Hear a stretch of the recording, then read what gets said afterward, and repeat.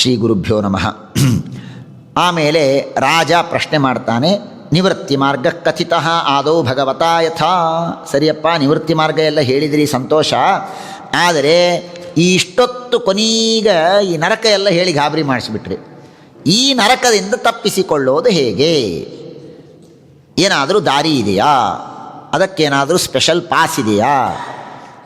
VIP pass, ನರಕವನ್ನು ತಪ್ಪಿಸಿಕೊಂಡು ಹೋಗೋದಕ್ಕೆ ಏನಾದರೂ ಇದ್ದರೆ ಹೇಳಿ ಅಂತ ಪ್ರಶ್ನೆಯನ್ನು ಮಾಡಿಕೊಳ್ತಾನೆ. ಪ್ರಶ್ನೆಯನ್ನು ಮಾಡ್ತಾರೆ. ಆಮೇಲೆ ಇನ್ನೊಂದು ಪ್ರಶ್ನೆಯನ್ನು ಮಾಡ್ತಾನೆ. ಸರಿ, ಇದೆಲ್ಲ ನರಕ ಇದೆಯಲ್ಲ, ಖರಿ, ನೀವು ಕರ್ಮ ಮಾಡಿರಿ ಅಂತಂತೀರಿ. ಈ ಎಲ್ಲ ಪ್ರಾಯಶ್ಚಿತ್ತ ಮಾಡ್ಕೋ ಅಂತಂತೀವ್ರಲ್ಲ, ಪ್ರಾಯಶ್ಚಿತ್ತದನ್ನು ಯಾವಾಗ ಮಾಡ್ಕೋಬೇಕು ನಾವು? ಈಗ ಪಾಪ ಮಾಡೀವಿ, ಪಾಪ ಮಾಡಿದ ದೇಹದಲ್ಲಿಯೇ ಪ್ರಾಯಶ್ಚಿತ್ತ ಮಾಡ್ಕೋಬೇಕಾ, ಅಥವಾ ಯಾವಾಗಾದರೂ ಮಾಡಿಕೊಂಡ್ರೆ ನಡೀತದಾ ಅಂತ ಪರೀಕ್ಷಿತ್ ರಾಜ ಪ್ರಶ್ನೆಯನ್ನು ಮಾಡಿದಾಗ ಆಗ ಉತ್ತರವನ್ನು ಕೊಡ್ತಾರೆ. ಹೌದು, ಪ್ರಾಯಶ್ಚಿತ್ತವನ್ನು ಅವಶ್ಯ ಮಾಡಿಕೊಳ್ಳೇಬೇಕು. ಯಾವಾಗ? ಯಾವ ಜನ್ಮದಲ್ಲಿ ಪಾಪ ಮಾಡಿದ್ದೇವೋ ಆಗಲೇ ಪ್ರಾಯಶ್ಚಿತ್ತ ಮಾಡಿಕೊಳ್ಳೋದು ಇದು ಉತ್ತಮ ಪಕ್ಷ. ಕೆಲವೊಮ್ಮೆ ಗೊತ್ತೇ ಆಗೋದಿಲ್ಲ, ಆಮೇಲೆ ಏನೋ ಹೇಳ್ತಾರೆ, ಹೋದ ಜನ್ಮದಾಗ ನೀವು ಹಾಗೆ ಮಾಡಿದ್ರಿ, ಶಿಶು ಹತ್ಯ, ಭ್ರೂಣ ಹತ್ಯ, ಅದು ಬೇರೆ. ಆದರೆ ಯಾವ ಜನ್ಮದಲ್ಲಿ ಪಾಪ ಆಗಿದೆಯೋ ಆ ಜನ್ಮದಲ್ಲಿಯೇ ಪ್ರಾಯಶ್ಚಿತ್ತವನ್ನು ಮಾಡಿಕೊಳ್ಳಬೇಕು ಅಂತ ಶುಕಾಚಾರ್ಯರು ತಿಳಿಸಿಕೊಡ್ತಾರೆ. ಆಗ ಮತ್ತೆ ರಾಜ ಪ್ರಶ್ನೆ ಮಾಡ್ತಾನೆ. ದೃಷ್ಟಶ್ರುತಾಭ್ಯಾಂ ಯತ್ ಪಾಪಂ ಜಾನನ್ಯಪ್ಯಾತ್ಮನೋಹಿತಂ ಕರೋತಿ ಭೂಯೋ ವಿವಶಃ ಪ್ರಾಯಶ್ಚಿತ್ತ ಮತೋ ಕಥಂ. ಅರೇ, ಪ್ರಾಯಶ್ಚಿತ್ತ ಮಾಡು ಅಂತಂತೀರಿ, ಏನು ಲಾಭ ಪ್ರಾಯಶ್ಚಿತ್ತದಿಂದ?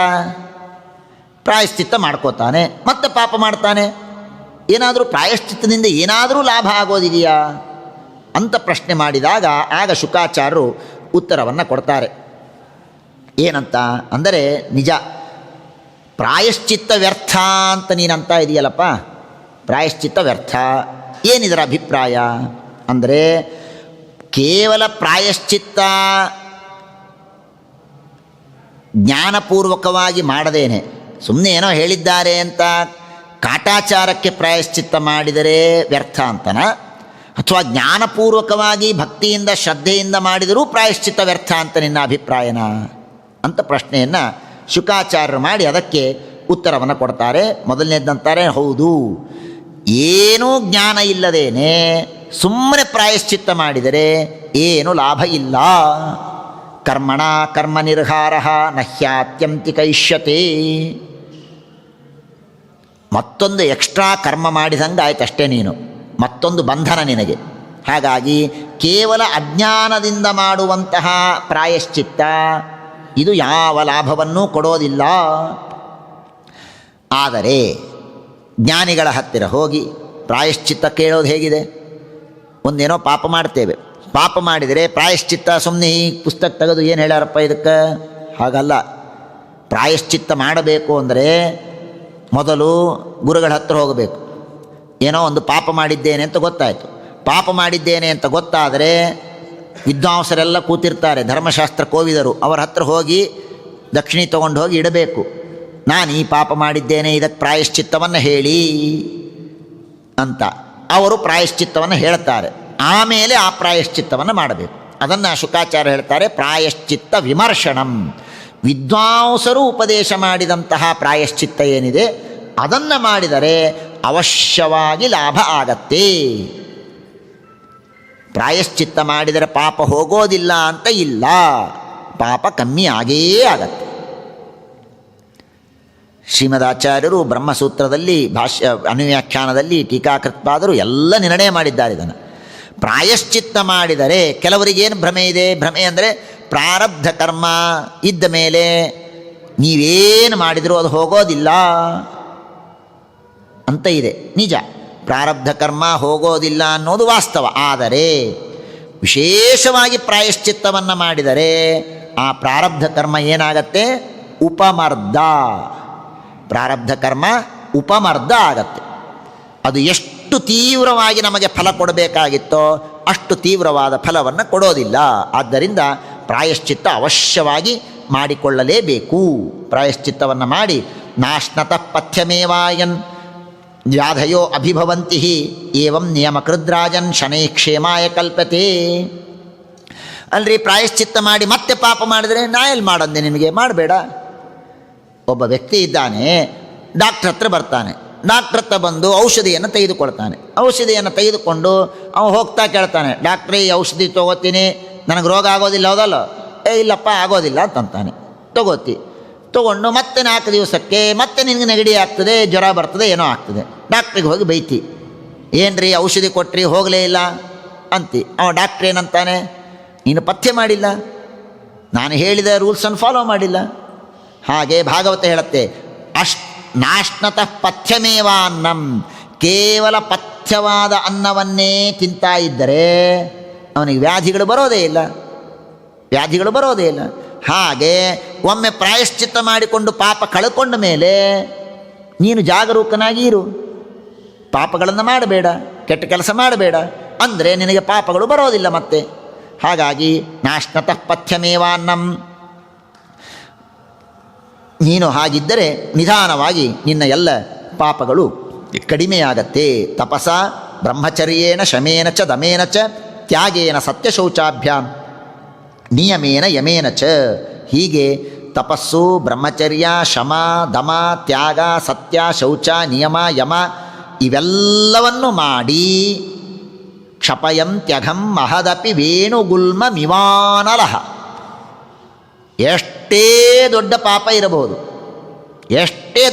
ಇರಬಹುದು, ದೊಡ್ಡದಾದ ಬಿದುರಿನ ಗಿಡಗಳು, ಬಿದುರಿನ ವನ ಇದೆ. ಆ ಬಿದುರಿನ ವನ ಸುಡೋದಕ್ಕೆ ಏನು ಬೇಕು?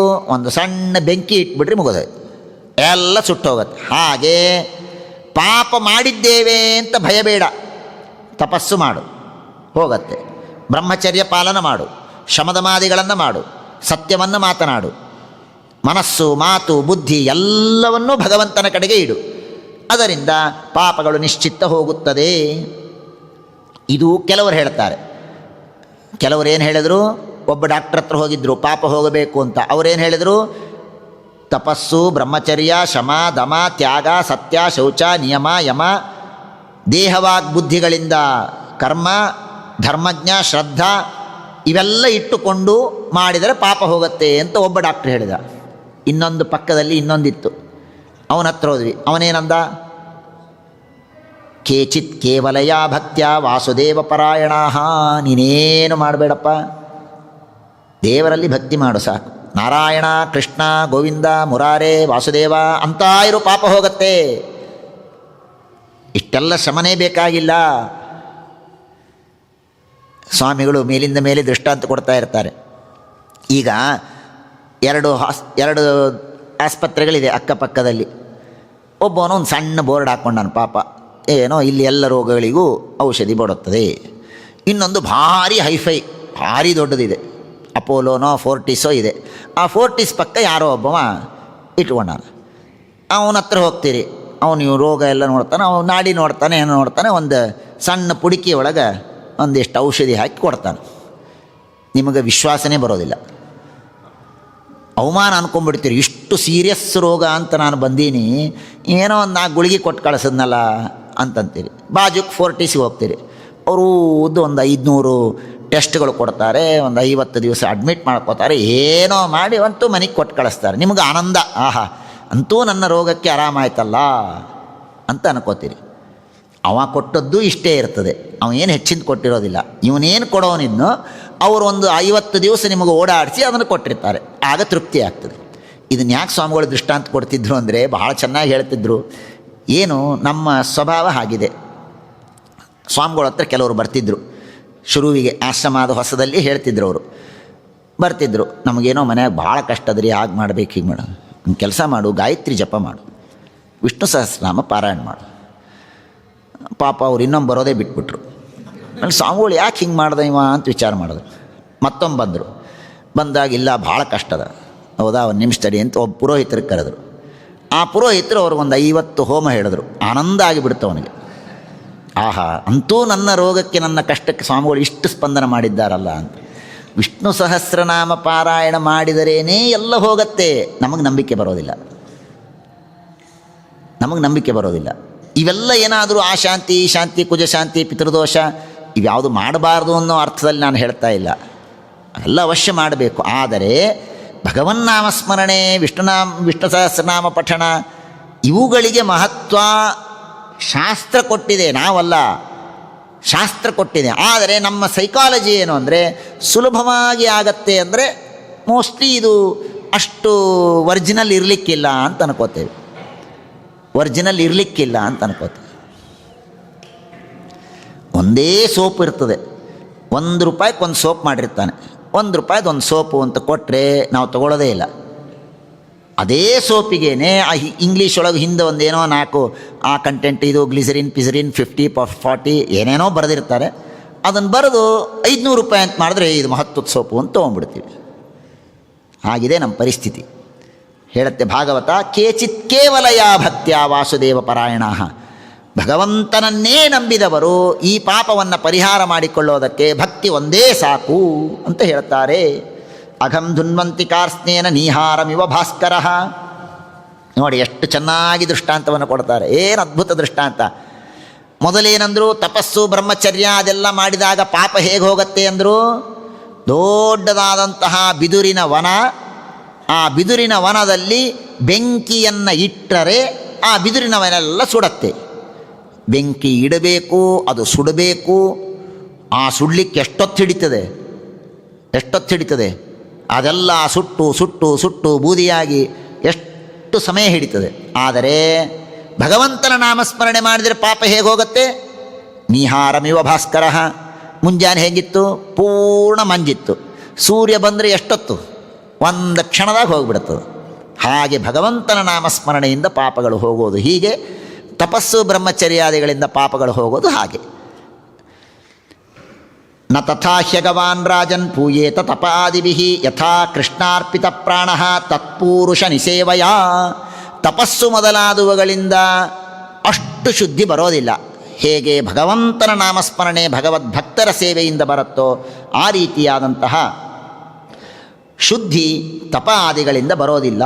ಹಾಗಾಗಿ ಆ ಭಗವಂತನ ನಾಮಸ್ಮರಣೆಯನ್ನು ಮಾಡಬೇಕು, ಎಷ್ಟೇ ಪ್ರಾಯಶ್ಚಿತ್ತವನ್ನು ಮಾಡಿ. ನಾರಾಯಣ ದ್ವೇಷಿಗಳಾಗಿದ್ದರೆ ನಾರಾಯಣ ಪರಾಂಗುಖೈಹಿ. ಏಕಾಂತದಲ್ಲಿ ನಾನು ಪಾಠ ಹೇಳಬೇಕಾದ್ರೆ ಅನೇಕ ಜನರಿಗೆ ಇದು ಹೇಳಿದ್ದೇನೆ, ಇಲ್ಲೆಲ್ಲ ಏಕಾಂತದಲ್ಲೇ ಇದ್ದೀರಿ ಅನ್ನೋದಕ್ಕೆ ಹೇಳ್ತೇನೆ. ವಿಷ್ಣು ಸರ್ವೋತ್ತಮತ್ವವನ್ನು ನಂಬದೇ ಇರುವ, ವಿಷ್ಣು ಸರ್ವೋತ್ತಮತ್ವವನ್ನು ನಂಬದೇ ಇರುವ, ವಾಯು ಜೀವೋತ್ತಮತ್ವವನ್ನು ನಂಬದೇ ಇರುವ ಎಂಥ ದೊಡ್ಡ ಪುರೋಹಿತನೇ ಇರಲಿ, ಅವರ ಕಡೆಯಿಂದ ಯಾವ ಕರ್ಮವನ್ನು ಮಾಡಿಸಿಕೊಳ್ಳಬೇಡಿ. ಏನಾದರೂ ಅವನು ಸಮಗ್ರ ವೇದ ಬರ್ತದೆ ರೀ, ಭಾರಿ ಚಂದ ವೇದ ಅಂತಾರೆ, ಈ ನಮ್ಮ ಪಂಡಿತರನ್ನು ಕರೆದಿರ್ತೀವಿ ಅಷ್ಟೇನು ಚಂದ ಅನ್ನೋದಿಲ್ಲ, ಬೇಡ.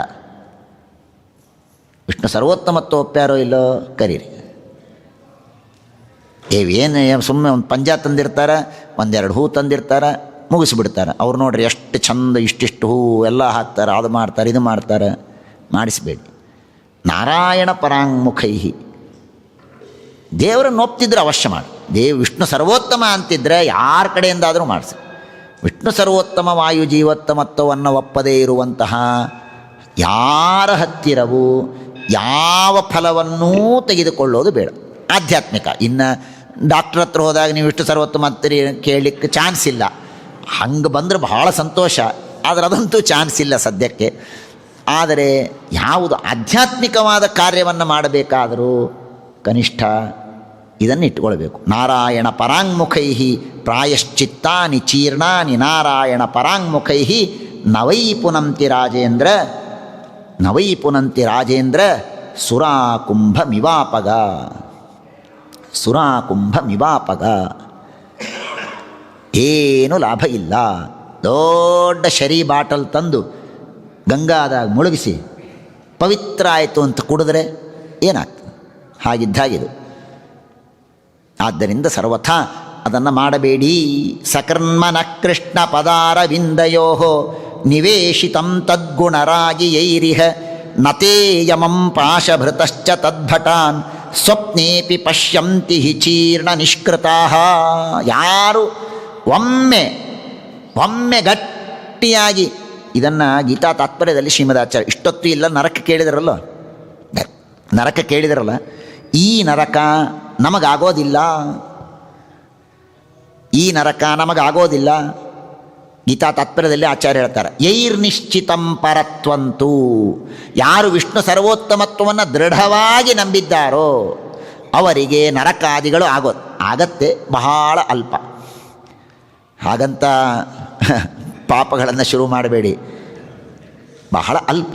ಯೈರ್ನಿಶ್ಚಿತಂ ಪರತ್ವಂತು, ಯಾರು ವಿಷ್ಣು ಸರ್ವೋತ್ತಮತ್ವವನ್ನು ದೃಢವಾಗಿ ನಂಬಿದ್ದಾರೋ ಅವರಿಗೆ ನರಕಾದಿಗಳು ಆಗೋದಿಲ್ಲ ಅಂತ ಗೀತಾ ತಾತ್ಪರ್ಯದಲ್ಲಿ ಆಚಾರ್ಯರು ಹೇಳ್ತಾರೆ. ಹಾಗೆ ಸಕೃನ್ಮನಃ ಕೃಷ್ಣ ಪದಾರವಿಂದಯೋ ನಿವೇಶಿತಂ ತದ್ಗುಣರಾಗಿ, ತದ್ಗುಣರಾಗಿ ಶ್ರೀಪಾದಂಗಳವರು ಅರ್ಥ ಹೇಳಿದ್ದಾರೆ.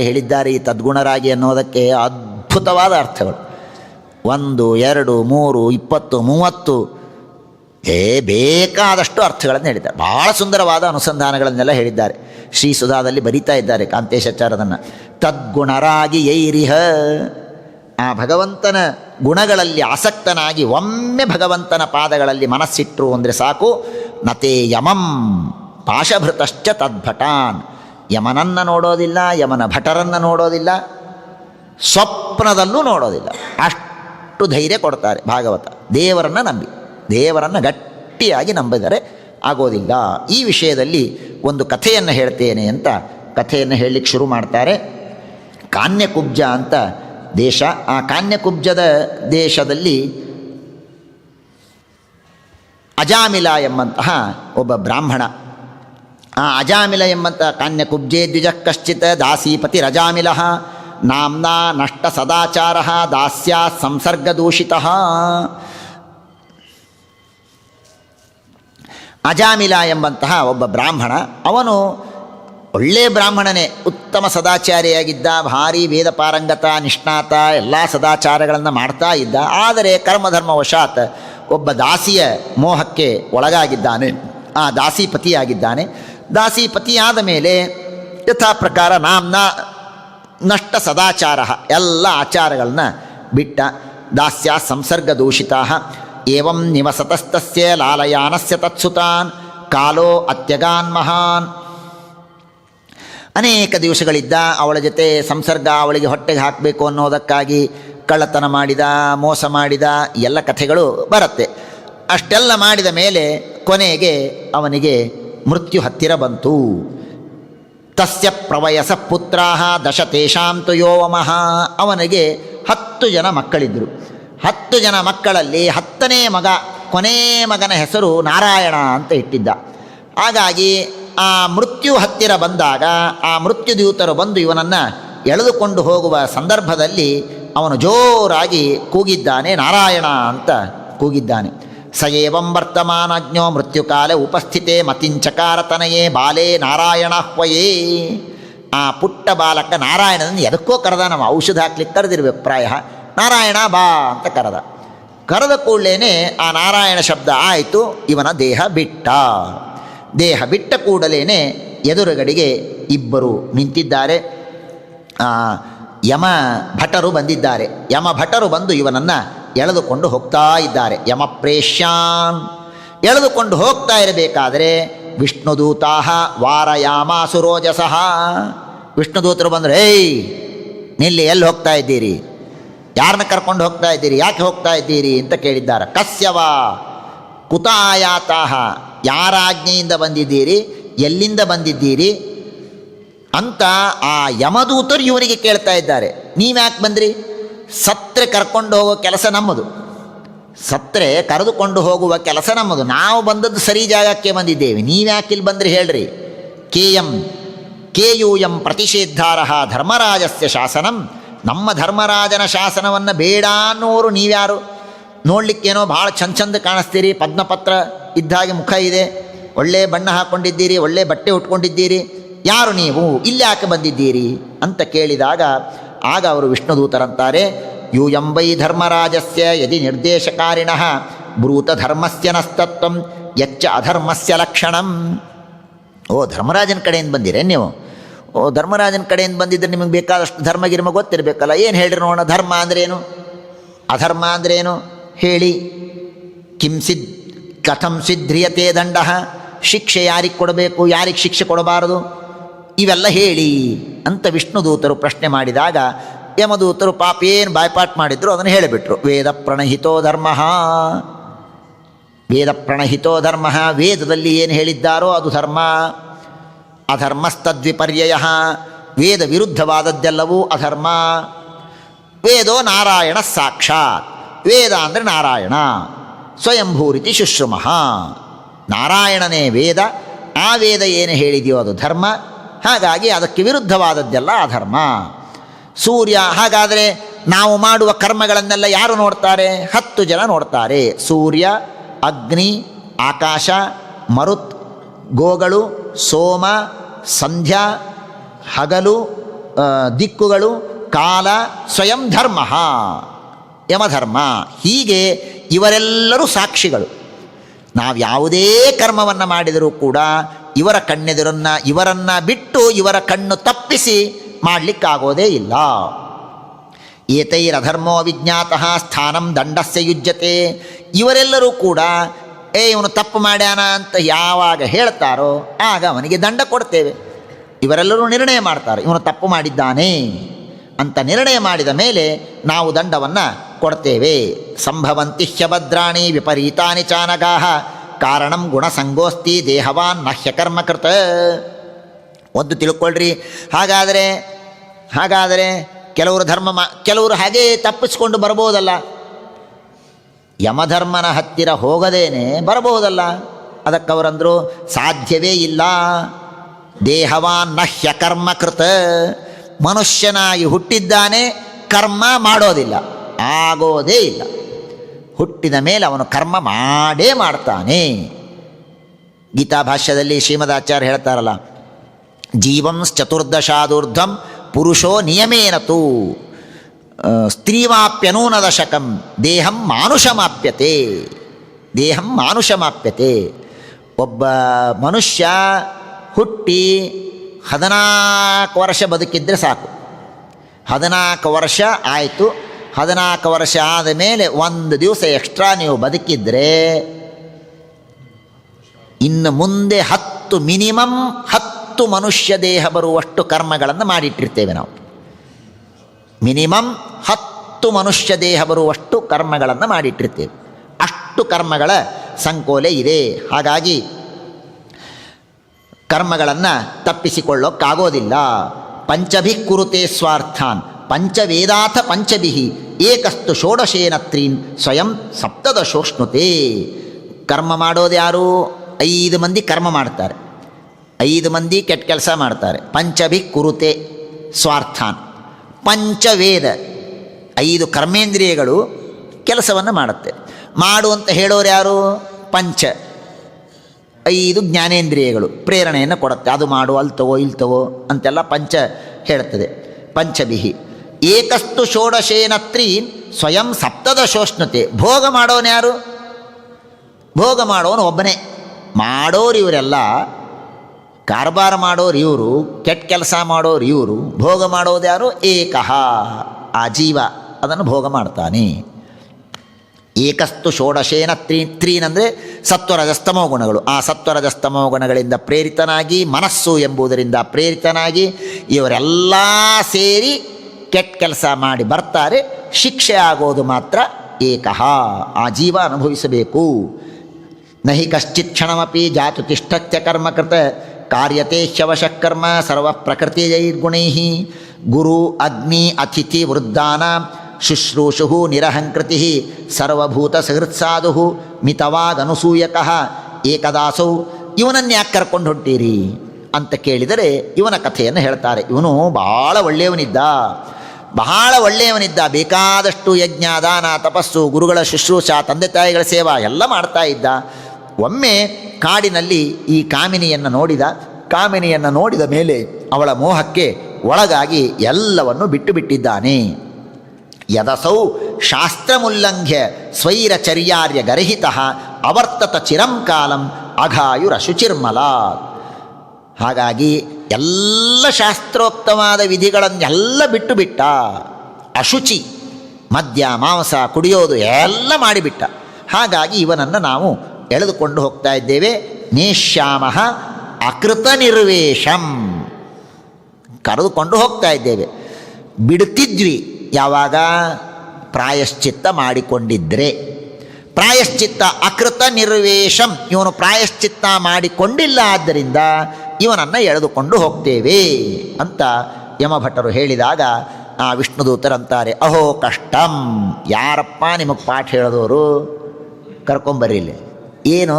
ಏನೋ ಹೇಳ್ತಾರ, ಬಂದು ಎಲ್ಲೋ ಏನೋ ಉಪನ್ಯಾಸ ಮಾಡ್ತಿರಲ್ಲ. ಅಹೋ ಕಷ್ಟಂ ಧರ್ಮದೃಶಾಂ ಅಧರ್ಮ ಸ್ಪೃಶತೆ ಸತಾಂ ಯತ್ರ ಅದಂಡೇಶು ಅಪಾಪೇಶು ದಂಡೋ ಯೈರ್ಧ್ರಿಯತೆ ವೃಥಾ.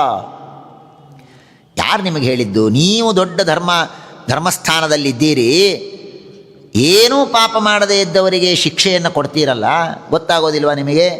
ಪ್ರಜಾನಾಂ ಪಿತರೋ ಏಚ, ಬೇಕಾದಷ್ಟು ಮಾತುಗಳನ್ನು ಹೇಳ್ತಾ ಇದ್ದಾರೆ. ಸಕತಂ ಹ್ಯರ್ಪಿತಾತ್ಮಾನಂ, ಅನೇಕ ಮಾತುಗಳನ್ನೆಲ್ಲ ಹೇಳಿ, ನ ನಿಷ್ಕೃತೈರುದಿತೈರ್ಬ್ರಹ್ಮವಾದಿಭಿಃ ತಥಾ ವಿಶುತ್ಯತ್ಯಗವಾನ್ ವ್ರತಾದಿಭಿಃ ಯಥಾ ಹರೇರ್ನಾಮ ಪದೈರುದಾಹೃತೈಃ ತದುತ್ತಮ ಶ್ಲೋಕ ಗುಣೋಪಲಂಭಕಂ. ಪ್ರಾಯಶ್ಚಿತ್ತ ಮಾಡಿಕೊಂಡಿಲ್ಲ ಅಂತಂದ್ರೆ ಅಲ್ಲ. ಯಾರು ಹೇಳಿದ್ದು ಪ್ರಾಯಶ್ಚಿತ್ತ ಮಾಡಿಕೊಂಡಿಲ್ಲ ಅಂತ? ಪ್ರಾಯಶ್ಚಿತ್ತ ಮಾಡಿಕೊಂಡಿದ್ದಾನವನು. ಎಲ್ಲಿ ಮಾಡಿಕೊಂಡಿದ್ದಾನೆ? ನಾರಾಯಣ ಅಂತನ್ನ ಅಲ್ಲೋ. ನಾರಾಯಣ ಅಂತ ಭಗವಂತನ ನಾಮಸ್ಮರಣೆ ಮಾಡಿದ ಮೇಲೆ ಮುಗಿದೋಯ್ತು, ಎಲ್ಲ ಪಾಪಗಳು ಹೋಗಿದೆ ಅವನು. ಹಾಗಾಗಿ ನೀವು ಅವನನ್ನು ಮುಟ್ಟುವಂತೆ ಇಲ್ಲ.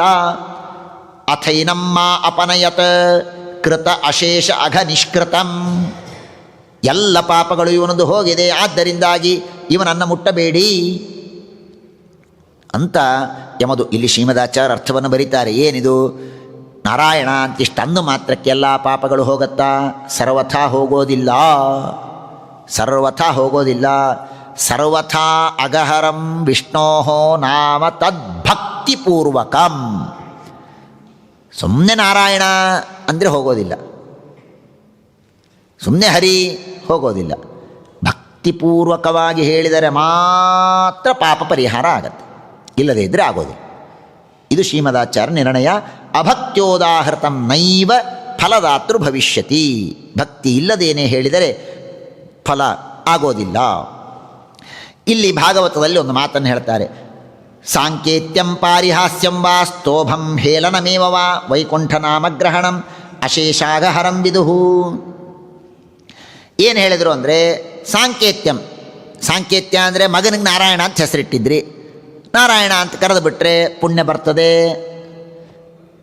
ಆಮೇಲೆ ಪಾರಿಹಾಸ್ಯಂ, ಚಾಷ್ಟಿ ಮಾಡ್ಕೋತ ನಾರಾಯಣಿಗೆ ಏನಾದರೂ ಚಾಷ್ಟಿ ಮಾಡಿದ್ರಿ, ಚಾಷ್ಟಿ ಮಾಡಬೇಕಾದ್ರೆ ನಾರಾಯಣ ಅಂತ ಬಂತೋ ಇಲ್ಲೋ, ಪುಣ್ಯ ಬರ್ತದೆ. ಸ್ತೋಭಂ ಹೇಲನಮೇವವ, ಅವಮಾನ ಮಾಡಬೇಕಾದ್ರೆ ದೇವರ ಶಪ್ಲ ಬಂತ, ಪುಣ್ಯ ಬರ್ತದೆ. ಪತಿತಃ ಸ್ಖಲಿತಃ, ಬಿದ್ದಾಗ ಎದ್ದಾಗ ಪುಣ್ಯ ಬರ್ತದೆ ಅಂತ ಹೇಳಿಬಿಟ್ರು. ಶ್ರೀಮದಾಚಾರ್ಯ ಅಂತಾರೆ, ಏನಿದು ಹೀಗಂದ್ಬಿಟ್ರೆ ಗೋವಿಂದ, ದೇವರಿಗೆ ಬೈತಾ ಜರಾಸಂಧರಿಗೆ ಬೇಕಾದಷ್ಟು ಪುಣ್ಯ ಬಂದಿರ್ತದೆ. ಯಾಕಂದ್ರೆ ದಿವಸ ಕೃಷ್ಣ ಅಂತಿದ್ದ, ಕೃಷ್ಣನ ಕರೀರಿ, ಹೊಡಿರಿ, ಕೃಷ್ಣನ ಹಿಡೀರಿ ಎಲ್ಲ ಅಂತಿದ್ದ, ಅವನಿಗೆ ಪುಣ್ಯ ಬಂತೇನೋ? ಬರೋದಿಲ್ಲ. ಹಾಗಾದರೆ ಏನು ಈ ಗೀತಾ ಮಾತೆ, ಈ ಶ್ಲೋಕಕ್ಕೆ ಅರ್ಥ ಏನು ಅಂದರೆ, ದೇವರನ್ನು ಚೇಷ್ಟೆ ಮಾಡಿದರೆ ಪುಣ್ಯ ಅಲ್ಲ, ದೇವರನ್ನು ಬೈದರೆ ಪುಣ್ಯ ಅಲ್ಲ. ಹಾಗಾದರೆ ಏನು? ನಾನು ನಿಮಗೆ ಬೈತಾ ಇದ್ದೀನಿ, ನಾನು ನಿಮಗೆ ಬೈತಾ ಇರಬೇಕಾದ್ರೆ ನೀ ಏನು ನಾರಾಯಣ ಏನೋ? ಹೀಗೆ ನೀ ಏನು ನಾರಾಯಣ ಏನೋ? ನೀ ಎಲ್ಲೋ ಬೆಣ್ಣೆ ಕದ್ಕೊಂಡು ಬಂದ್ರಿ, ನೀ ಏನು ಕೃಷ್ಣ ಏನೋ? ಹೀಗೆ ಬೈಬೇಕು ಹೊರತು ಕೃಷ್ಣ ಬೆಣ್ಣೆ ಕದ್ದ ಅಂತ ಕೃಷ್ಣನ ಬೈಯೋದಲ್ಲ. ಇನ್ನೊಬ್ಬರನ್ನು ಬೈಯಬೇಕಾದರೆ ಆಗ ದೇವರ ಸ್ಮರಣೆ ಮಾಡಿದರೆ ಪುಣ್ಯ. ಯಾಕೆಂದರೆ ನೀನು ಕೃಷ್ಣ ಏನೋ ಅನ್ಬೇಕಾದ್ರೆ ನಮ್ಮ ಮನಸ್ಸಲ್ಲಿ ಏನಿರ್ತದೆ? ಕೃಷ್ಣ ಮಹಾದೇವರು, ಅವನನ್ನು ನೀ ಯಾಕೆ ಮಾಡ್ತಿ ಅಂತ ನಮ್ಮ ಭಾವನೆ ಇರುತ್ತೆ. ಹಾಗಾಗಿ ಅದಕ್ಕೆ ಪುಣ್ಯ ಬರ್ತದೆ. ಇನ್ನು ಕೆಲವು ಪ್ರಸಂಗದಲ್ಲಿ ಹೆಸರಿಟ್ಟಿರ್ತೇವೆ, ಮಕ್ಕಳಿಗೆ ಹೆಸರಿಟ್ಟಿರ್ತೇವೆ, ನಾರಾಯಣ ಅಂತ ಕರಿತೇವೆ, ಆಗ ಪುಣ್ಯ ಬರುತ್ತೆ. ಯಾವಾಗ ಬರುತ್ತೆ ಅಂದರೆ ನಾಮಸ್ವಾಮಿತಯ, ಅವನನ್ನು ನಾರಾಯಣ ಅಂತ ಕರೆದಾಗ ಆ ನಾರಾಯಣನ ಸ್ಮರಣೆ ಆದರೆ ಪುಣ್ಯ ಬರುತ್ತೆ. ಇವೆಲ್ಲ ನಾರಾಯಣನ ಸ್ಮರಣೆ ಆಗೋದಕ್ಕೆ ಇವೆಲ್ಲ ಒಂದು ಮೀಡಿಯಾಗಳು, ಇವೆಲ್ಲ ಒಂದು ಮೀಡಿಯಾಗಳು. ಇದರ ಮೂಲಕ ಅವನ ಸ್ಮರಣೆ ಬರಬೇಕು ಅಂದರೆ ಪುಣ್ಯ ಬರುತ್ತೆ ಹೊರತು ಸುಮ್ಮನೆ ದೇವರಿಗೆ ಬೈದರೆ ಪುಣ್ಯ ಬರುತ್ತೆ, ದೇವರಿಗೆ ಚೇಷ್ಟೆ ಮಾಡಿದರೆ ಪುಣ್ಯ ಬರುತ್ತೆ ಅಂತ ಸರ್ವಥಾ ಅಲ್ಲ. ನಾಮ ಸ್ವಾಮಿತಯಾ ತಸ್ಯ ಸ್ಮರಣಂ ಜಾಯತೆ ಯತಃ ಭಕ್ತಸ್ಯಾತೋ ನಾಮಕೀರ್ತಿ ಸಂಕೇತಾದೋ ಅಪೀರಿತ ಅಜಾಮಿಲೋಪಿ ಸ್ಮರಣಾತ್ ಭಕ್ತ್ಯಾ ಮುತ್ಯೋ ಅಮುಚ್ಯತ್. ಆದ್ದರಿಂದ ಅಜಾಮಿಳ ಕೊನೆಗೆ ಸ್ಮರಣೆ ಮಾಡಿದಾಗ, ನಾರಾಯಣ ಅಂತ ಕರೆದಾಗ ಅವನಿಗೆ ಭಕ್ತಿಯಿಂದಲೇ ಸ್ಮರಣ ಮಾಡಿದ್ದಾನೆ, ಭಕ್ತಿಯಿಂದಲೇ ಸ್ಮರಣ ಮಾಡಿದ್ದಾನೆ. ಅದಕ್ಕಾಗಿಯೇ ಅವನಿಗೆ ಪಾಪಗಳ ಪರಿಹಾರ ಆಗಿದೆಯೇ ಹೊರತು ಇಲ್ಲದೇ ಇದ್ದರೆ ಸಾಧ್ಯವೇ ಇಲ್ಲ. ನಿಮಗೆ ಹೆಂಗೆ ಗೊತ್ತೇ ಅವ ಭಕ್ತಿಯಿಂದ ಅಂದಾನೋ ಇಲ್ವೋ? ಪಾಪ ಹೋಗಿದೆ ಅಂದರೆ ಭಕ್ತಿಯಿಂದ ಅಂದಿರಲೇಬೇಕು. ಪಾಪ ಹೋಗಿದೆ ಅಂದರೆ ಭಕ್ತಿಯಿಂದ ಅಂದಿರಲೇಬೇಕು. ಅಂದಿಲ್ಲ ಅಂದರೆ ನಾವೆಲ್ಲರೂ ಹೊಂಟು ಬಿಡ್ಬೇಕು. ಇವತ್ತು ನಾವೆಲ್ಲರೂ ಏನು ಕಂಡಲ್ಲಿ ನಾರಾಯಣ ದೇವದೂತರೇ ಬರಬೇಕು. ಎಲ್ಲರ ಮನೆಗೂ ದೇವದೂತರೇ. ಯಾಕಂದರೆ ಏನು ಎಂದೂ ಅಂದೇ ಇಲ್ಲ ನಾವು ನಾರಾಯಣ ಅಂತ, ಬೇಕಾದಷ್ಟು ಸತಿ ಅಂದೀವಿ. ಹಾಗಾದರೆ ಅನ್ವಯ ವ್ಯತಿರೇಕಗಳು. ಅನೇಕ ಜನ ನಾರಾಯಣ ಸ್ಮರಣೆ ಮಾಡಿದರೂ ನಾರಾಯಣನ ದೂತರು ಬಂದಿಲ್ಲ. ಯಾಕೆ? ಭಕ್ತಿಯಿಂದ ಅಂದಿಲ್ಲ. ಇವನ ಪ್ರಸಂಗದಲ್ಲಿ ನಾರಾಯಣ ದೂತರು ಬಂದಿದ್ದಾರೆ ಅಂದರೆ ಇವನು ಭಕ್ತಿಯಿಂದ ಅಂದಿದ್ದಾನೆ ಅಂತ ಸಿದ್ಧವಾಗತ್ತೆ. ಶ್ರೀಮದಾಚಾರ್ಯ ಪ್ರಾಯ ಯಾದವಾರ್ಯ ಅನಿಸುತ್ತೆ ದೃಷ್ಟಾಂತವನ್ನು ಕೊಡ್ತಾರೆ. ಬೈಯಬೇಕಾದರೆ ದೇವರ ಸ್ಮರಣೆ. ಯಾರೋ ಒಬ್ಬ ಮಧುಸೂದನ ಅಂತ ಹೆಸರಿಟ್ಕೊಂಡಿರ್ತಾನೆ, ಅವರೇ ಕೊಟ್ಟ ದೃಷ್ಟಾಂತ. ಮಧುಸೂದನ ಅಂತ ಹೆಸರಿಟ್ಕೊಟ್ಟಿರ್ತಾನೆ. ಅವನಿಗೆ ನಾವು ಬೈಯೋದು, ನೀ ಏನು ಮಧುಸೂದನ ಆಗ್ತೀಯೋ, ಒಂದು ಸಣ್ಣ ಮಧು ಮಕ್ಷಿಕ ಹೊಡಿಲಿಕ್ಕೆ ನಿನಗಾಗೋದಿಲ್ಲ, ನೀನೇನು ಆ ಮಧುಸೂದನ ಆಗ್ತಿ ಅಂತ ಬೈಯೋದಂತೆ. ಬೈದದ್ದು ದೇವರಿಗಲ್ಲ, ನಾರಾಯಣ ಅಂತ ಯಾರೋ ಹೆಸರಿಟ್ಕೊಂಡಿದ್ದಾನೆ. ಒಂದು ನಿಮಿಷ ನೀರಾಗ ನಿಂತರ ನೆಗಡಿ ಆಗ್ತದೆ ನಿನಗೆ, ನೀನೇನು ನಾರಾಯಣ ಆಗ್ತೀಯೋ ಅಂತ ಬೈಯೋದು. ಹೀಗೆ ಬೈದರೆ ಪುಣ್ಯ ಹೊರತು ಡೈರೆಕ್ಟ್ ನಾರಾಯಣನಿಗೆ ಬೈಲಿಕ್ಕೆ ಹೋಗಬಾರ್ದು. ಮತ್ತೊಬ್ಬರಿಗೆ ಬೈಯುವಾಗ ನಾರಾಯಣನ ಸ್ಮರಣೆ, ಮಧುಸೂದನನ ಸ್ಮರಣೆ, ಭಗವಂತನ ಸ್ಮರಣೆ ಮಾಡಿದರೆ ಪುಣ್ಯ ಬರುತ್ತೆ ಎಂಬುದಾಗಿ ಆಚಾರ್ಯರು ತಿಳಿಸಿಕೊಡ್ತಾರೆ. ಎಷ್ಟು ಮಹತ್ವದ ಸಿದ್ಧಾಂತ ನೋಡಿ. ಇಲ್ಲದೇ ಇದ್ದರೆ ಎಲ್ಲ ಕೊಲಾಪ್ಸ್. ಭಾಗವತ ಓದಿಬಿಟ್ರೆ ಎಲ್ಲ ಕೊಲಾಪ್ಸ್. ಅಜಾಮಿಳ ನಾರಾಯಣ ಅಂದ ಮೋಕ್ಷಕ್ಕೆ ಹೋದ. ಇಂಥದನ್ನು ಯಾರೋ ಕೇಳ್ತಾರೆ, ಭಾಗವತ ಓದ್ತಾರೆ, ಭಗವಾನ್ ಅಂಥವ್ರು ಬರ್ತಾರೆ, ನಾನು ನಾರಾಯಣ ಅಂದೆ ಮೋಕ್ಷಕ್ಕೆ ಕರ್ಕೊಂಡು ಹೋಗ್ರಿ ಅಂತ ಆರ್ಗ್ಯೂ ಮಾಡ್ತಾರೆ. ಯಾಕೆಂದರೆ ಅವ್ರಿಗೆ ತತ್ವನೇ ಗೊತ್ತಿಲ್ಲ, ಮೇಲಿಂದ ಓದ್ತಾರೆ, ಏನೇನೋ ಆರ್ಗ್ಯೂ ಮಾಡ್ತಾರೆ. ಭಗವಂತನ ನಾಮಸ್ಮರಣೆಯನ್ನು ಮಾಡಬೇಕು. ನೈಕಾಂತ ಶುದ್ಧಿ ಸ್ಯಾತ್ ಕರ್ತು ಕ್ರಿಯೆಯ ಅಕರ್ತೃತ ಯಥಾ ಅಗದಂ ವೀರ್ಯಯುತಂ ಸೂಪಯುಕ್ತಂ ಯದೃಚ್ಛಯ ಅಜಾನತೋಪ್ಯಾತ್ಮಗುಣಂ ಕುರ್ಯಾನ್ ಮಂತ್ರೋಪ್ಯುದಾಹೃತಃ. ಯಾವ ರೀತಿಯಾಗಿ ಔಷಧ ವೀರ್ಯಯುತವಾಗಿರಬೇಕು, ಸೂಪಯುಕ್ತವಾಗಿರಬೇಕು. ಸೂಪಯುಕ್ತ ಅಂದರೆ ಚೆನ್ನಾಗಿ ಅದನ್ನು ಹೇಗೆ ಹೇಳಿರ್ತಾರೋ ಹಾಗೆ ಪ್ರಯೋಗ ಮಾಡಬೇಕು. ಮಾಡಿದರೆ ರೋಗ ಪರಿಹಾರ ಆಗತ್ತೆ. ಹಾಗೆಯೇ ಮಂತ್ರಗಳು ಕೂಡ, ನಾಮಸ್ಮರಣೆಯೂ ಕೂಡ ಅದನ್ನು ಸರಿಯಾಗಿ ಮಾಡಿದರೆ ನಮಗೆ ಆಗತ್ತೆ. ಇಷ್ಟೆಲ್ಲ ಹೇಳಿದ್ರಲ್ಲ, ನಾವು ಇಲ್ಲ ಹೇಳೀವಿ. ಈಗ ಒಂದು ಕೆಲಸ ಮಾಡಿರಿ, ನಿಮ್ಮ ಸ್ವಾಮಿಯ ಹತ್ರ ಹೋಗ್ರಿ, ಯಮಧರ್ಮನ ಹತ್ರ ಹೋಗ್ರಿ. ಯಮಧರ್ಮನ ಹತ್ರ ಹೋಗಿ, ಈಗ ನಾವು ಒಂದು ಹೊಂಟಿದ್ವಿ, ಅಲ್ಲಿ ಯಾರೋ ವಿಷ್ಣುದೂತರು ಬಂದು ಬೇಡ ಅಂತಂತ ಇದ್ದಾರೆ, ನಾವೇನು ಮಾಡೋಣ ಅಂತ ಕೇಳ್ಕೊಂಬರ್ರಿ. ಧರ್ಮ ಅಂದರೆ ಏನು, ಅಧರ್ಮ ಅಂದರೆ ಏನು, ಯಾರಿಗೆ ಶಿಕ್ಷೆ ಕೊಡಬೇಕು, ಯಾರಿಗೆ ಶಿಕ್ಷೆ ಕೊಡಬಾರ್ದು ಎಲ್ಲ ಅಲ್ಲಿ ಕೇಳ್ಕೊಂಬರ್ರಿ.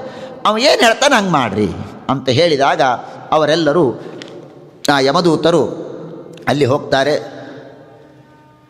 ಇವರು ಇಲ್ಲೆಲ್ಲ ಯಮದೂತರು ವಿಷ್ಣುದೂತರು ಜಗಳ ಆಡ್ಲಿಕ್ಕತ್ತಾರ, ಮಾತಾಡ್ಲಿಕ್ಕತ್ತಾರ. ಆ ಪ್ರಸಂಗದಲ್ಲಿ ಅಜಾಮಿಳನಿಗೆ ದುಃಖ ಆಗ್ತಾ ಇದೆ. ಅಯ್ಯೋ, ಎಂಥ ಸದಾಚಾರಿಯಾಗಿದ್ದೆ, ಏನೆಲ್ಲ ಕರ್ಮ ಮಾಡ್ತಿದ್ದೆ, ಹೇಗೆ ನನ್ನ ಜೀವನ ಆಯಿತು ಅಂತ ಅವನು ಕೂಡ ವಿಶೇಷವಾಗಿ ಪಶ್ಚಾತ್ತಾಪವನ್ನು ಕೂಡ ಆಗ ಪಟ್ಟಿದ್ದಾನೆ. ಅವರೆಲ್ಲ ಹೋಗಿ ಯಮದೂತರು ಹೋಗಿ ಯಮಧರ್ಮನ ಹತ್ರ ಹೋಗ್ತಾರೆ. ಯಮಧರ್ಮನ ಹತ್ರ ಹೋಗಿ, ಯಮ ಯಮ ಯಮ ಏನೋ ಯಾರಪ್ಪ ಯಾರು ಹೇಳ್ರಿ, ನಮಗೆ ಸ್ವಾಮಿ ಯಾರು, ಎಷ್ಟು ಮಂದಿ ಇದ್ದಾರೆ ಈ ಲೋಕದಲ್ಲಿ, ಯಾರ್ಯಾರು ಈ ಲೋಕದಲ್ಲಿ ನಿಯಾಮಕರು, ನಾವು ಅಂದ್ಕೊಂಡದ್ದು ನೀನೊಬ್ಬನೇ ಅಂತ. ಇನ್ನೊಬ್ರು ಯಾರೋ ಬಂದರೆ ನಿಮಗೇನು ಸಂಬಂಧ ಇಲ್ಲ ಅಂತ ಅವರು ಬಂದರು. ಯಾರು ಏನು ಅಂತ ಕೇಳಿದಾಗ ಯಮ ಅದ್ಭುತವಾದ ಉಪದೇಶವನ್ನು ಮಾಡ್ತಾನೆ. ಯೋನಾಮಭಿರ್ವಾಚಿ ಜನಂ ನಿಜಾಯಾಂ ಬಧ್ನಾತಿ ತಂತ್ಯಾಮಿ ವದಾಮಭಿರ್ಗಾಹ ಯಸ್ಮೈ ಬಲಿಂ ತಯಿಮೇ ನಾಮ ಕರ್ಮಭಿಃ ನಿಬಂಧಬದ್ಧಾಶ್ಚಕಿತಾವಹಂತಿ. ನಾನು ಇಂದ್ರ ನುರುತಿ ಪ್ರಚೇತ ಸೋಮ ಅಗ್ನಿ ಈಶ ಪವನ ಸೂರ್ಯ ವಿರಿಂಚ ಆದಿತ್ಯ ವಿಶ್ವೇ ವಸುಗಳು ಸಾಧ್ಯರು ಮರುದ್ಗಣಗಳು, ರುದ್ರಗಣಗಳು, ಸಿದ್ಧರು, ವಿಶ್ವಸಜರು, ಅಮರೇಶರು, ಭೃಗ್ವಾದಿಗಳು, ಅನ್ಯೇಚಯೇ ಇವರೆಲ್ಲರೂ ಕೂಡ ಯಸ್ಯೇಹಿತಂ ನ ವಿದುಹು ಸ್ಪೃಷ್ಟಮಾಯಾ ಸತ್ವಪ್ರಧಾನ ಅಪಿ ಕಿಂ ತಥೋನ್ಯೇ. ಸತ್ವಪ್ರಧಾನರು ದೇವತೆಗಳೆಲ್ಲ ವಿಶೇಷವಾಗಿ ಸತ್ವಗುಣ ಇರುತ್ತೆ. ಸತ್ವಗುಣ ಜಾಸ್ತಿ ಇದ್ದರೆ ಜ್ಞಾನ ಹೆಚ್ಚು. ಹಾಗಾಗಿ ಇಂತಹ ನಾವು ಕೂಡ ಆ ಭಗವಂತನ ಮಾಯೆಯನ್ನು ತಿಳಿದುಕೊಳ್ಳಲಿಕ್ಕಾಗಿಲ್ಲ. ಉಳಿದವರಿಗೇನು ಸಾಧ್ಯ? ಅವನು ನಮ್ಮೆಲ್ಲರ ಸ್ವಾಮಿ, ಅವನು ಹೇಳಿದಂತೆ ನಾವೆಲ್ಲರೂ ಕೇಳಬೇಕು. ಆದ್ದರಿಂದ ರಕ್ಷಂತಿ ತದ್ಭಕ್ತಿ ಮತಃ ಪರೇಭ್ಯೋ ಮತ್ತಶ್ಚ ಮರ್ತ್ಯಾನತ ಸರ್ವತಶ್ಚ. ಹಾಗಾದರೆ ಧರ್ಮ ಅಂದರೆ ಏನು? ಧರ್ಮ ಅಂದರೆ ಏನಲ್ಲಪ್ಪ? ಧರ್ಮಂತು ಸಾಕ್ಷಾತ್ ಭಗವತ್ ಪ್ರಣೀತಂ. ಧರ್ಮ ಅಂದರೆ ವೇದ, ಇದು ಧರ್ಮ ಅಂತ ಅರ್ಥದಲ್ಲ. ದೇವರೇನು ಹೇಳ್ತಾನೋ ಅದು ಧರ್ಮ. ದೇವರು ಹೇಳಿದ್ದು ಧರ್ಮ. ವೇದ ಯಾಕೆ ಧರ್ಮ ಆಯಿತು? ದೇವರು ಹೇಳಿದ್ದಾನೆ ಅನ್ನೋದಕ್ಕಾಯಿತು. ಹೊರತು ವೇದಕ್ಕೇನೋ ಸ್ಪೆಷಾಲಿಟಿ ಇಲ್ಲ. ದೇವರು ಹೇಳ್ತಾನೆ ಅನ್ನುವುದಕ್ಕೆ ಅದು ಧರ್ಮ ಆಗತ್ತೆ. ಹೀಗೆ ಈ ಧರ್ಮವನ್ನು ಯಾರು ತಿಳಿದಿದ್ದಾರೆ? ಎಲ್ಲರಿಗೂ ಗೊತ್ತಿಲ್ಲ. ಒಂದು 12 ಮಂದಿ ಇದ್ದಾರಂತೆ ಸರಿಯಾಗಿ ಧರ್ಮವನ್ನು ತಿಳಿದವರು. ಸ್ವಯಂಭೂ ಬ್ರಹ್ಮದೇವರು, ನಾರದರು, ಶಂಭು ರುದ್ರದೇವರು, ಕುಮಾರ, ಕಪಿಲ, ಮನು, ಪ್ರಹ್ಲಾದ, ಜನಕ, ಭೀಷ್ಮ, ಬಲಿ, ವೈಯಾಸಕಿ, ವಯಂ, ನಾನು. ಇಷ್ಟು ಮಂದಿ ಇದ್ದೀವಿ ನೋಡು. ಇವರು ಚೆನ್ನಾಗಿ, ಅದರ ಅರ್ಥ ಎಲ್ಲ ದೊಡ್ಡ ದೊಡ್ಡ ದೇವತೆಗಳು ತಿಳಿದಿದ್ದಾರೆ. ವಿಶೇಷವಾಗಿ ಧರ್ಮ ಗ್ರಂಥಗಳನ್ನು ಬರೆದವರು, ಧರ್ಮದ ಉಪದೇಶವನ್ನು ಮಾಡಿದವರು ಇವರೆಲ್ಲ. ಆದ್ದರಿಂದ ಇವರ ಹೆಸರುಗಳನ್ನು ತೆಗೆದುಕೊಂಡಿದ್ದಾರೆ. ಇವರು ಧರ್ಮವನ್ನು ತಿಳಿದುಕೊಂಡಿದ್ದೇವೆ. ಏತಾವತಾಲಂ ಅಘ ನಿರ್ಘಣಾಯ. ಪ್ರಾಯಶ್ಚಿತ್ತ ಅವರು ಮಾಡಿಕೊಂಡಿದ್ದಾರೋ ಇಲ್ಲೋ ಅಂತ ಒಂದು ಪ್ರಶ್ನೆ ಮಾಡಿದ್ದ. ಪ್ರಾಯಶ್ಚಿತ್ತ ಅವಶ್ಯ ಮಾಡಿಕೊಂಡಿದ್ದಾನೆ. ಏತಾವತಾಲಂ ಅಘ ನಿರ್ಘಣಾಯ ಪುಂಸಾಂ ಸಂಕೀರ್ತನಂ ಭಗವತೋ ಗುಣಕರ್ಮನಾಂನಾಂ ವಿಕೃಷ್ಯ ಪುತ್ರಮಘವಾನ್ ಯದಜಾಮಿಳೋಪಿ ನಾರಾಯಣೇತಿ ಮ್ರಿಯಮಾಣ ಈಯಾಯ ಮುಕ್ತಿಂ. ಇಷ್ಟೇ ಸಾಕು. ಎಲ್ಲ ಪಾಪಗಳ ಪರಿಹಾರ ಮಾಡುವುದಕ್ಕೆ ನಾರಾಯಣ ಅಂತ ನಾಮಸ್ಮರಣೆಯೇ ಬೇಕಾದಷ್ಟಾಯಿತು. ಅದನ್ನು ಅಜಾಮಿಳ ಮಾಡಿದ್ದಾನೆ. ಆದ್ದರಿಂದಾಗಿ ಅವಶ್ಯವಾಗಿ ಅವನಿಗೆ ಮುಕ್ತಿಯಾಗತ್ತೆ. ತೇ ದೇವ ಸಿದ್ಧ ಪರಿಗೀತ ಪವಿತ್ರ ಗಾಥಾ ಯೇ ಸಾಧವ ಸಮದೃಶೋ ಭಗವತ್ ಪ್ರಪನ್ನಾ ತಾನ್ನೋಪಸೀದತ ಹರೇರ್ಗದಯಾಭಿಗುಪ್ತಾನ್ ನೈಷಾಂ ಭಯಂ ನಚ ವಯಂ ಪ್ರಭವಾಮ ದಂಡೇ. ನೋಡಪ್ಪ, ಇನ್ನೊಮ್ಮೆ ಹೋಗಲೇಬೇಡ. ಎಲ್ಲಿ? ಯಾರು ಭಗವಂತನ ಕಥೆಗಳನ್ನು ಕೇಳ್ತಾರೆ, ಭಗವಂತನ ಗುಣಗಾನವನ್ನು ಮಾಡ್ತಾರೆ, ನಿರಂತರವಾಗಿ ಭಗವಂತನ ಆರಾಧನೆಯನ್ನು ಮಾಡುವಂತಹ ಭಗವತ್ ಪ್ರಪನ್ನರಾದ ಭಗವದ್ಭಕ್ತರು ಅಂತ ಯಾರಿದ್ದಾರೋ ತಾನ್ನೋಪಸೀದತ್, ಅವರ ಹತ್ರನೇ ಹೋಗಬೇಡ್ರಿ. ನೀವು ಅವರ ಹತ್ರನೇ ಹೋಗಬೇಡಿ. ಯಾಕೆ ಅಂದರೆ ಹರೇರ್ಗದಯಾಭಿಗುಪ್ತಾನ್, ಭಗವಂತನ ಗದೆ ಅವರನ್ನು ರಕ್ಷಣೆ ಮಾಡುತ್ತೆ. ಯಾವಾಗಲೂ ಭಗವಂತನ ಗದೆ ಅವರನ್ನು ರಕ್ಷಣೆ ಮಾಡ್ತದೆ. ಶ್ರೀಪಾದಂಗಳವರು ಇದಕ್ಕೆ ಬಹಳ ಸುಂದರವಾಗಿ ಅರ್ಥವನ್ನು ಹೇಳಿದರು. ಗದಯಾಭಿಗುಪ್ತಾನ್ ಅಂದರೆ ಭಗವಂತನ ಗದೆ ರಕ್ಷಣೆ ಮಾಡುತ್ತೆ. ಎಲ್ಲಿದೆ ಗದೆ? ನಮಗೆಲ್ಲಿ ಕಾಣಿಸ್ತಾ ಇಲ್ಲಲ್ಲ. ಈ ಅಂಗಾರಕ್ಷಂತಿ ಹಚ್ಕೋತಿರಲ್ಲ, ಗದಾದ ಹಾಗೆ ಹಚ್ಕೋಬೇಕು. ಗದಾದ ಹಾಗೆ ಹಚ್ಕೊಂಡ್ರೆ ಅದು ಭಗವಂತನ ಗದೆ, ಅದು ಭಗವಂತನ ಚಿಹ್ನ. ಹಾಗಾಗಿ ಆ ಭಗವಂತನ ಚಿಹ್ನ ಹಚ್ಕೊಂಡಿದ್ರೆ ಯಮದೂತರು ನೋಡ್ತಾರಂತೆ, ಅಂಗಾರಕ್ಷಂತಿ ಅದ ಬೇಡ, ಊಟ ಆದಮೇಲೆ ಸಾಯ್ಬೇಕು ನೋಡ್ರಿ, ಅಂದ್ರೆ ಅಂಗಾರಕ್ಷಂತಿ ಇರ್ತದೆ. ಏನು ಬೇಕಾಗಿಲ್ಲ, ಮುದ್ರಾ ಹಚ್ಕೊಂಡಿರ್ತೀವಲ್ಲ, ಬೆಳಿಗ್ಗೆ ಅಂತೂ ಶಂಖಚಕ್ರಗಳೇ ಇರ್ತದೆ ಬೇಕಾದ ಹಾಗೆ. ಹಾಗಾಗಿ ಹರೇರ್ಗದಯಾಭಿಗುಪ್ತಾನ್ ನೈಷಾಂ ಭಯಂ, ಅವರಿಗೆ ನೀವು ಹೋದ್ರೆ ನಿಮ್ಮ ನೋಡು ಏನು ಗಾಬರಿ ಆಗೋದಿಲ್ಲ, ಬರ್ರಿ ಅಂತಾರೆ ಅವರು. ಯಮಭೋಟ್ರು ನೀವು ಬಂದರೆ ಬರ್ರಿ, ಕೂಡ್ರಿ, ಊಟ ಮಾಡಿರಿ, ಹೋಗ್ರಿ ಅಂತಾರಷ್ಟೇ. ಏನು ನಿಮ್ಮ ಭಯನೇ ಇಲ್ಲ ಅವರಿಗೆ. ಪ್ರಭವಾಮ ದಂಡೆ, ನೀನು ಎಳ್ಕೊಂಡು ಬಂದರೂ ಕೂಡ ದಂಡ ಕೊಡಲಿಕ್ಕೆ, ಶಿಕ್ಷಾ ಕೊಡಲಿಕ್ಕೆ ನನಗೂ ಶಕ್ತಿ ಇಲ್ಲ. ಇದು ಭಗವದ್ಭಕ್ತರ ಮಹಿಮೆ. ಯಾರನ್ನು ಕರ್ಕೊಂಬರ್ಬೇಕಾಗಾದರೆ ಬೇಡ ಅಂತಂದ್ರಿ, ಯಾರಿಗಾರು ಕರ್ಕೊಂಬರ್ಬೇಕಲ್ಲ. ಯಾರನ್ನ? ತಾನಾಯನ ಯಧ್ವಮಸತೋ ವಿಮುಖಾನ್ ಮುಕುಂದ ಪಾದಾರವಿಂದ ಮಕರಂದ ರಸಾದಜಸ್ರಂ ನಿಷ್ಕಿಂಚನೈ ಪರಮಹಂಸ ಕುಲೈರಸಜ್ಞೆ ಜುಷ್ಟಾದ್ಗೃಹೆ ನಿರಯವರ್ತನಿ ಬದ್ಧತೃಷ್ಣಾನ್. ಯಾರನ್ನು ಕರ್ಕೊಂಬರಬೇಕು ಅಂದರೆ ಯಾರು ಯಾವತ್ತೂ ದೇವರ ಕಡೆಗೆ ಮುಖಾನೇ ಮಾಡೋದಿಲ್ಲ, ದೇವರನ್ನು ನೋಡೋದಿಲ್ಲ. ಹರಿಕಥಾ ನಡೀತಾ ಇದೆ, ಭಗವಂತನ ಕಥೆ ಭಾಗವತ ಕಥೆ ನಡೀತಾ ಇದೆ ಅಂದರೆ ಮುಕುಂದ ಪಾದಾರವಿಂದ ಮಕರಂದ ರಸಾದಜಸ್ರಂ ದೂರ ಹೋಗಿಬಿಡ್ತಾರೆ, ದೂರ ಹೋಗಿಬಿಡ್ತಾರೆ. 6:30 ತನಕ ಮಠದಲ್ಲೇ ಸುತ್ತುತ್ತಾ ಇರ್ತಾರೆ. ಉಪನ್ಯಾಸ ಶುರುವಾದ ಕೂಡ ಎದ್ದು ಹೋಗಿಬಿಡೋದು. ಬೇಡ್ಬಿಡ್ರಪ್ಪ, ಇವೆಲ್ಲ ನಮ್ಮ ತಲೆಗೆ ಟೆನ್ಷನ್ ಆಗ್ತದೆ. ಮುಕುಂದ ಮಕರಂದ ರಸಾದ್ ಅಜಸ್ರಂ ವಿಮುಖಾನ್. 1 ದಿವಸ 2 ದಿವಸ ದೇವರು ಅರ್ಥ ಮಾಡ್ಕೋತಾನೆ ಇರಲಿ ಅಂತ. ಅಜಸ್ರಂ ಒಟ್ಟಾರೆ ನಾನು ಕೇಳೋದೇ ಇಲ್ಲ ಅಂತ ಹಠ ಯಾರು ಮಾಡ್ತಾರೆ ನೋಡಿ, ಎಳ್ಕೊಂಡು ಬನ್ನಿ ಅವರು, ಬಿಡಲೇಬೇಡಿ. ಜಿಹ್ವಾನ ವಕ್ತಿ ಭಗವದ್ಗುಣನಾಮಧೇಯಂ ಚೇತಶ್ಚ ನ ಸ್ಮರತಿ ತಚ್ಚರಣಾರವಿಂದಂ ಕೃಷ್ಣಾಯ ನೋ ನಮತಿ ಯಚ್ಛಿರ ಏಕದಾಪಿ ತಾನಾನಯಧ್ವಮಸತೋ ಅಕೃತ ವಿಷ್ಣು ಕೃತ್ಯ. ಯಾವತ್ತೂ ಬಾಯಿಂದ ರಾಮ ಅಂದಿಲ್ಲ, ಕೃಷ್ಣ ಅಂದಿಲ್ಲ, ಎಳ್ಕೊಂಬನ್ನಿ. ಚೇತಶ್ಚನ ಸ್ಮರತಿ, ಮನಸ್ಸಿನಲ್ಲಿ ಒಮ್ಮೆಯೂ ದೇವರ ಸ್ಮರಣೆ ಮಾಡಿಲ್ಲ, ಎಳ್ಕೊಂಡು ಬನ್ನಿ. ಕೃಷ್ಣಾಯನೋ ನಮತಿ, ತಲೆ ದೇವರಿಗೆ ಬಾಗೋದಿಲ್ಲ, ಎಳ್ಕೊಂಡು ಬನ್ನಿ. ತಾನಾನಯಧ್ವಂ ಅಕೃತ ವಿಷ್ಣು ಕೃತ್ಯ, ದೇವರ ಕೆಲಸ ಯಾವುದೂ ಮಾಡಿಲ್ಲ. ರಂಗೋಲಿ ಹಾಕೋದಿಲ್ಲ, ದೀಪ ಹಚ್ಚೋದಿಲ್ಲ, ದೇವರ ಮನೆ ಕಸ ತೆಗೆಯೋದಿಲ್ಲ, ಪೂಜೆ ಮಾಡೋದಿಲ್ಲ, ಯಜ್ಞಯಾಗಗಳಿಲ್ಲ. ದೇವರು ವಿಷ್ಣು ಕೃತ್ಯ ಅಂದ್ರೇನು? ದೇವರು ಏನು ಹೇಳಿದ್ದಾನೋ ಅದ್ಯಾವುದೂ ಮಾಡೋದಿಲ್ಲ. ಅಂಥ ವ್ಯಕ್ತಿಯನ್ನು ತಾನಾನಯಧ್ವಂ, ಅವರನ್ನು ಎಳೆಕೊಂಡು ಬನ್ನಿ. ಕೃಷ್ಣಾಂಗ್ರಿ ಪದ್ಮಮಧುಲಿಟ್ನ ಪುನರ್ವಿಸೃಷ್ಟಂ ಪುನರ್ವಿಸೃಷ್ಟ ಮಾಯಾಗುಣೇಶು ರಮತೆ ವ್ರಜಿನಾವಹೇಶು ಅನ್ಯಸ್ತು ಕಾಮಹತ ಆತ್ಮರಜ ಪ್ರಮಾಷ್ಟುಂ ಈಹೇತ ಕರ್ಮ ಯತ ಏವ ರಜಃ ಪುನಃ ಸ್ಯಾತ್. ಕರ್ಮಗಳನ್ನು ಮಾಡ್ತಾನೆ, ಇಲ್ಲ ಬೇಕಾದಷ್ಟು ಮಹಾಭಾರತದಲ್ಲಿ ಹೇಳಿದ ದೃಷ್ಟಾಂತಗಳೇ. ಕರ್ಮಗಳನ್ನು ಮಾಡ್ತಾನೆ, ಕರ್ಮಣ ಕರ್ಮ ನಿರಹಾರಃ, ಒಂದು ಕರ್ಮ ಮಾಡ್ತಾನೆ. ಜ್ಞಾನಿಗಳು ಏನು ಮಾಡ್ತಾರೆ?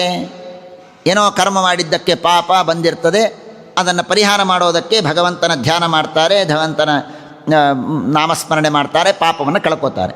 ಆದರೆ ಕೆಲವರು ಏನು ಮಾಡ್ತಾರೆ ಅಂದರೆ ಪಾಪವನ್ನು ಮಾಡಿದ್ದಕ್ಕೆ ಅದನ್ನು ಪರಿಹಾರ ಮಾಡಿಕೊಳ್ಳಬೇಕು ಅಂತ ಒಂದು ಹೋಮ ಮಾಡ್ತಾರೆ. ಆ ಹೋಮ ಮಾಡಿದರೆ, ಆ ಹೋಮ ಮಾಡಬೇಕಾದ್ರೆ ಏನಾಗತ್ತೆ?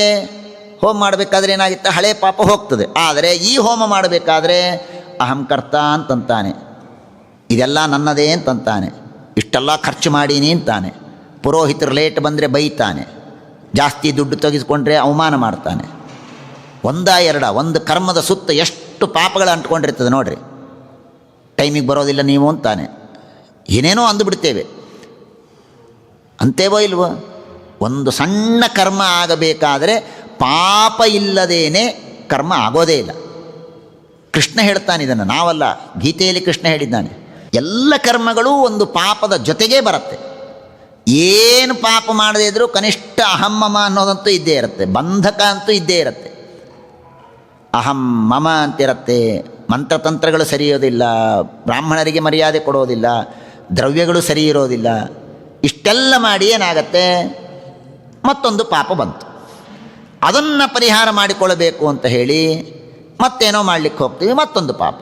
ಹೀಗೆ ಕರ್ಮದಿಂದ ಕರ್ಮವನ್ನು ಪರಿಹಾರ ಮಾಡಿಕೊಳ್ಳಿಕ್ಕೆ ಹೋಗ್ತಾ ಹೋಗ್ತಾ ಅದು ಹೇಗಿದೆ ಅಂದರೆ ಕುಂಜರ ಶೌಚವತ ಅಂತ ಹೇಳ್ತಾರೆ. ಆನೆ ಸ್ನಾನ ಮಾಡ್ತದಂತೆ, 1 ತಾಸು ನದಿಯೊಳಗೆ ನಿಂತು ಎಲ್ಲ ಸ್ನಾನ ಮಾಡ್ತದೆ, ಹೊರಗೆ ಬರ್ತದೆ, ಹೊರಗೆ ಬಂದು ಅಲ್ಲೆಲ್ಲ ಮಣ್ಣಿರ್ತದೆ, ತೊಗೊಂಡು ಅಷ್ಟು ಮೈ ಮೇಲೆ ಹಾಕೋತದೆ. ಕುಂಜರ ಶೌಚವತ ಅಂತ ದೃಷ್ಟಾಂತವನ್ನು ಕೊಡ್ತಾರೆ. ಹಾಗೆ ಆಗ್ತದೆ. ತತ್ಕ್ಷಮ್ಯತಾಂ. ಆದ್ದರಿಂದ ಸ ಭಗವಾನ್ ಪುರುಷಃ ಪುರಾಣಃ ನಾರಾಯಣ ಸ್ವಪುರುಷೈ ಯದಸತ್ಕೃತಂ ನಃ ಸ್ವನಾಮಹೋ ನ ವಿದುಷಾಂ ರಚಿತಾಂಜಲೀನಾಂ ಕ್ಷಾಂತಿರ್ವರೀಯಸಿ ನಮಃ ಪುರುಷಾಯ ಭೂಮ್ನೇ. ಯಮ ದೇವರಿಗೆ ಪ್ರಾರ್ಥನೆ ಮಾಡ್ತಾನಂತೆ, ನನ್ನ ಭಟರು ನಿಮ್ಮ ಭಟರಿಗೆ ಅವಮಾನ ಮಾಡಿದ್ದಾರೆ, ಸ್ವಲ್ಪ ಉದ್ದಟತನ ಮಾಡಿದ್ದಾರೆ, ದಯಮಾಡಿ ಕ್ಷಮಿಸಿ, ಅವರಿಗೆ ಗೊತ್ತಿಲ್ಲದೇನೆ ಅವರು ಮಾಡಿದ್ದಾರೆ, ಆದ್ದರಿಂದ ನಮಃ ಪುರುಷಾಯ ಭೂಮ್ನೇ, ನಮ್ಮನ್ನು ಕ್ಷಮೆ ಮಾಡಿ ಅಂತ ಹೇಳಿದಾಗ ಇತಿ ಸ್ವಭರ್ತೃಗದಿತಂ ಭಗವನ್ ಮಹಿತ್ವಂ ಸಂಸೃತ್ಯ ಅವರಿಗೆ ಆಶ್ಚರ್ಯ ಆಗಿದೆ ಯಮಕಿಂಕರಿಗೆ. ಅವರು ನೇರವಾಗಿ ಬಂದು ಆ ವಿಷ್ಣುದೂತರಿಗೆ ಈ ಮಾತನ್ನು ಹೇಳ್ತಾರೆ. ವಿಷ್ಣುದೂತರಿಗೆ ಈ ಮಾತನ್ನು ಹೇಳಿ ಇತ್ತಂ ಸಹ ತೇನಾಚ್ಯುತ ಪ್ರಶ್ರಯಜನಂ ಪ್ರತಿಶಂಕಮಾನ ದ್ರಷ್ಟುಂಚ ಭಿಭ್ಯತೆ ತತಃ ಪ್ರಭುತಿ ಸ್ಮ ರಾಜನ್. ಅವತ್ತಿನಿಂದ ಎಲ್ಲ ಯಮದೂತರು ಯಾವ ವಿಷ್ಣು ಭಕ್ತರ ಹತ್ರೇ ಹೋಗಲಿಲ್ಲಂತೆ. ಯಮ ಹೇಳಿದ ಮೇಲೆ ಬಿಟ್ಟು ಬಿಟ್ಟಿದ್ದಾರೆ. ಹೀಗೆ ಶೃಣ್ವತೋ ಗೃಣತೋ ವೀರ್ಯಾಣ್ ಉದ್ದಾಮಾನಿ ಹರೇರ್ಮುಹು ಯಥಾಶು ಜಾತಯ ಭಕ್ತ್ಯ ಶುದ್ಧೇನಾತ್ಮ ವ್ರತಾದಿಭಿಹಿ. ವ್ರತಾದಿಗಳಿಂದ ಶುದ್ಧವಾಗದೇ ಇರುವುದು ಭಗವಂತನ ನಾಮಸ್ಮರಣೆಯಿಂದ ಶುದ್ಧವಾಗತ್ತೆ.